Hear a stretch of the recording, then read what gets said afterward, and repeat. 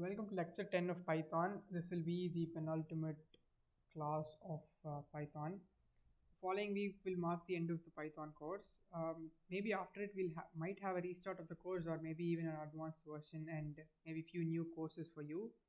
So this week's lecture will talk about file handling, and if you guys have any doubts regarding this lecture, feel free to ask them in 5 questions. I'll be more than happy to answer them. So let's go ahead with this week's lecture.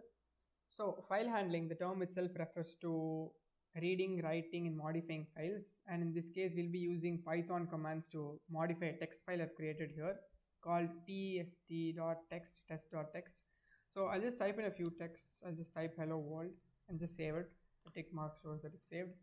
So to open a file, you have a variable and you say open and you type in the file name. In this case it's test with the extension is a must. In this case it's a text file, so I would type test.text. And since I want to just read the file, I'm going to open it in a mode called read mode. The read mode is specified by the keyword r for read. So this would open the file in read mode. So if I, and read mode has this command called read, simple as it is. So if I read, it's going to print hello world. So f is not an integer or floating point or anything of that sort. It's a file object. So you can see it says IO text IO wrapper, and it has test.txt. The mode is R, and it has a certain encoding which is CP1252. So this shows what f is. So it's actually a file object, and since we're opening it a file and storing the file in f, it's a file object. And using the read command reads the entire contents of the file. So it would read it as a string. So in case I have multi-line text here, so say if I move world to the next line and hello in the first line, now if I try to read it, it's going to show /n. So if you know what /n is basically /n creates a new line. So that's also going to get embedded inside the string here. So if I create multiple strings with multiple faces, it's going to go adding /n's forth. So you can't have it, it won't display it as multi-line. It will display it as a single string with /n's appended to before a line. So this is how reading a file works. So if you want to read a file line by line, you have another command called read lines. So let's open the file again. Let's open it in read form. We have a command called f.readlines. So this will read it line by line and store it in a list. So this returns in a string form altogether. This returns each line in a list form. That's the main difference between both. And the read function you can also specify the number of bytes that you want to read. So if I could say f.read 10. So this would read the first 10 bytes of the string. So it's 1 2 3 4 and go on till the first 10 bytes. So if I give 15, it's going to read the first 15. 20, you would read the first 20, and if I just want to read the first byte, I'll just say 1 and it's going to read the first byte of the file. So you have read, which reads the whole thing as a string and reads the whole file. You have read lines, which reads each one line by line and stores it as an element in the list. And the read function can take n number of bytes and return that number of characters. So that's read. You have another function called read line, lines minus ns. So it's read line, not read lines. So logically speaking, this should read just a single line, and that's what it does. Giving read lines will read the whole file and all the lines present in it and return it as a list, whereas this just reads a single line and returns it as a string. So that's how read line, that's what the difference between read line and read lines is. So if you open a file, it's logically good that you close it, so as to don't have the file open, and if you try to modify this f and it might crash the program or something. So it's good practice that you open a file and you do whatever operation that you want to do. So you can also read, when you read lines, it's obviously going to return a list, so I can store it in a variable and print it later so it displays as a list. And it's good practice that you close a file after you open it. So we read all the lines as a list and we store it in a variable called a, which we can use it later, and we're printing a to display all the contents that were present in it. And you could ask, if there's a read mode, there obviously needs to be a write mode, because what's the use if you only have a read mode? You obviously need to write something to a file. So there's something called a write mode. Similar to read, the write mode's keyword is W. And if we try to read while being in a write mode, let's try what happens. It's going to return an error because it says not readable. Since you've opened the file in write mode, you can't read the file. That's one basic problem of opening the file in write mode. You have read and write mode, write and read mode and all that, which we'll talk about later. But for now, if you open a file in write mode, you can't read the file. So how do you write a file? So let me just open the file in write mode first. So we had very simple commands for reading a file. We said dot read lines to read lines. To read a single line, it's dot read line. So a simple command for write as well. If it's f dot write, and you obviously need to write something. So this takes as an input a string. So I can type this is a test statement. Let me just say that, and let me close the file. Good use. So assuming that's returned, let's check our file. Let's just see what's happened.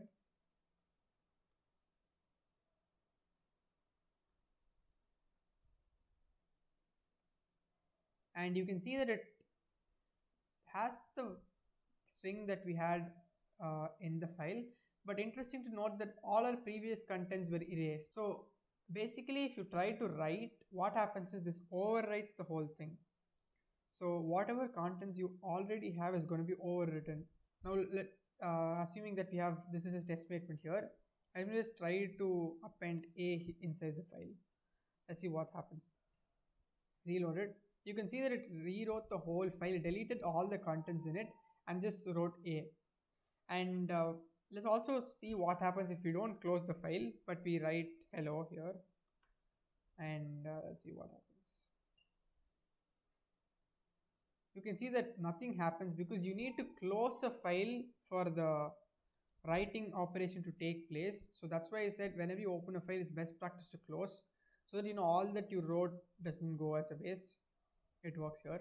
So basically, if you open the file in write mode and you try to write, it's going to overwrite the whole file, but we achieve the purpose of writing some contents to a file. So in case you had an empty file and you want to write a lot of things, you can use the dot write command and input a string here to write that string inside the text file.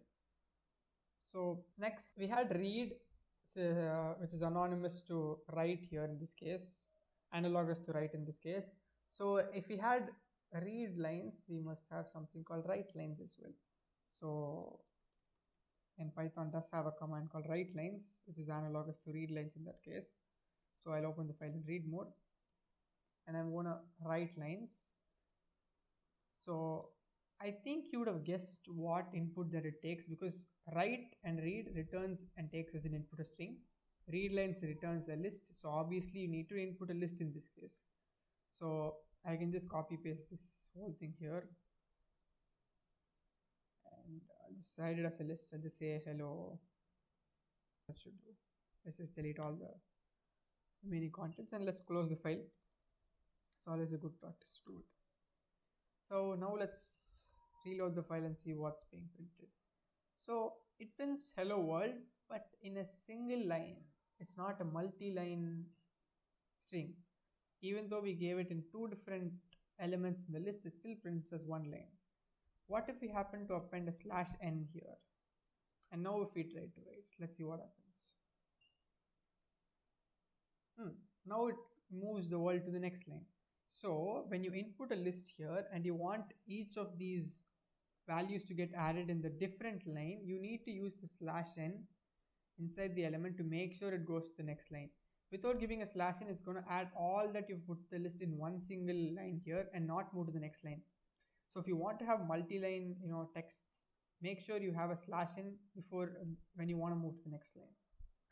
So with that being said, I think I'll give you guys a small task to solve. So I wanted to write a program to get roll number, names and marks of n students and store it in a file. And the format I want to store in the in the file is roll number will be followed by a comma, closely followed by name, followed by mark. So the output would look something like that. It would be like say roll number 12 comma Hazel comma 96. This is how I want you to store it, and I want each one to be stored in a different line. So if the user wants to input 10 students, each of this uh, roll number, name and mark in this format here should be stored in different lines. So hopefully you can do this, and I'll move on to the answer now. You can pause the videos so that you can try this out yourself, and I'll go through the answers now. So the way how we would do it is probably open the file first, say f is equal to open, and use whatever file you've created, a text file in this case, and open it in write mode. Sorry, since we just want to write here, I didn't want you to read anything. So next we would want to get the number of students from the user, say enter number of students, so that we know how many records we want to enter in the file. So once user has inputted the number of students, we can just simply loop this through. So each time in the loop we would ask the user for the roll number, name and marks. So let me just say roll number is equal to int input roll number. This will get the roll number from the user. And next let's get the name. So we just give input name. So the user would input name in this case. And finally we need to get the marks. Yes. So mark is equal to int input marks, and this would enter the mark. So following this, you could make this as a list and read lines, use read lines to write lines to write it to a file.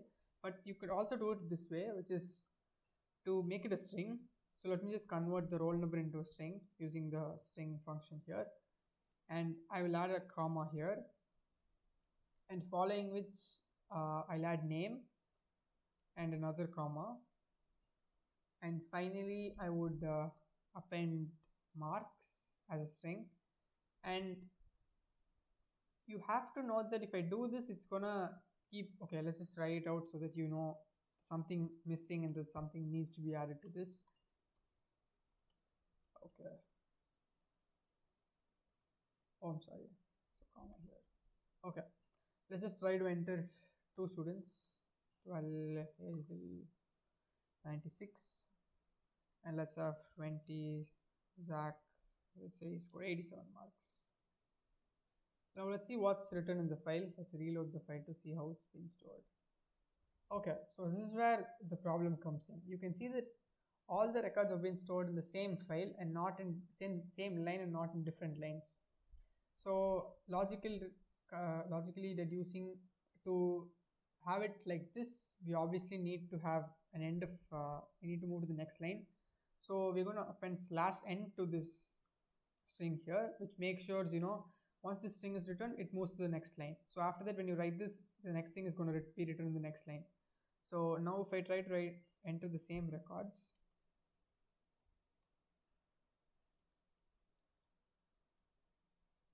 and let's see what's happened in this case, you can see that it's been written in two separate lines. So we open the file in write mode, we get the number of students, we loop through the number of students, thereby getting the roll number, mark, name each time, and we make it as a single string by converting the roll number and marks into strings, and appending it with commas, and at the end with /n to make sure it moves to the next line. And then we write it and we close it. So each time we write it, it gets written into a different line. Okay, so assuming that I have this file, what if I want to add a third record? Let's say that the teacher wanted to add another record, but what we saw so far is if we use the read mode, write mode, and if the user tries to write something like this, it's going to overwrite this thing. So to write 3 records, the user has to write all these 2 plus another one from the beginning. So to add one more record to the file without overwriting the file, we have a mode called append mode. So similar to a write mode, but the append mode appends the text and does not rewrite, hence the name append. So the keyword for append mode is a, and let's say I want to write 17 slash on slash 45. This is the record that the user forgot to write. And now let's close the file, write it, and see what happens. So you can see it gets returned into a completely new line since we actually used the slash in here, so the cursor would have moved to the third line. So it writes to a completely new line. But the interesting thing to note is it didn't overwrite the whole file, so the previous contents also remained. If I try to run it again, it's going to duplicate it, but it's going to remain in the same line because we didn't have a slash n at the end of it. If you had a slash in, this would be written in a new line. So that's the append mode for you. So the append mode for now only can write. So this is something called the append plus mode, or you could call it a read and write mode where the write function does not overwrite. Oh, I'm sorry. So I'm going to open the file in a plus mode. You could call it append plus, or you could call it append and read. So a plus, and I can try, let me try reading it. Let's see what happens. And let me print a, store like whatever I read, I want to store it name, printing it as a, and I'm closing the file.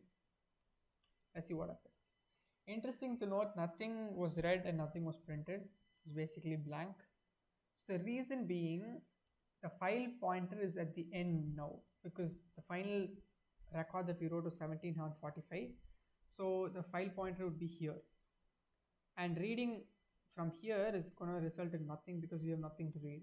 So how do we move the file pointer to the first place so that we can read the whole thing? So Python has a function called the seek function, which basically seeks to a certain position. So if I give seek 0, it's going to go back to the beginning. And now let me try to read. It's going to print the whole file. If I happen to give seek 10, it's going to move 10 places. So it starts from 6 here, and the file pointer moves to this place right here. Seek 10 switches to 10 places here, and from here it reads. So if I want to read from the next, so if this is 6, 11 would probably read from the second record. So you can see it reads from the second record. We have a space here because we have given a slash in, so obviously we have a space. So maybe giving it 12 will reduce the space because we have one bit of space, following which we have this record. So giving 12 would read the next two records, and maybe giving 20, 22 in this case would read the final record. So the seek function is to take the file pointer to a certain location. It's mostly used to go back to the first location by giving seek 0, so the whole file can be read now. So that's how it is used. So that's the seek function for you. So this was it for today's lecture. Pretty short lecture indeed. So you saw the write mode, saw the read mode, which you can use to read a string. If you use read, it reads as a string. Read lines returns a list, and you could read line to return a single line. And in read, you can give a certain number of bytes to read that number of bytes from the file. And then we saw about write mode and how if you write a certain string, it's going to overwrite the whole file. And you also have a write lines function, whereas you give as an input a list, in write you give as an input a string. And then we saw the append mode, which does not overwrite but actually appends to the end of the file. And we also saw the seek function, which basically moves the file pointer to a certain location that you want, so that from that location you can read the desired file. So that's it for the end of this week's lecture. So see you guys next week, and for the end of the course and probably the last lecture for Python.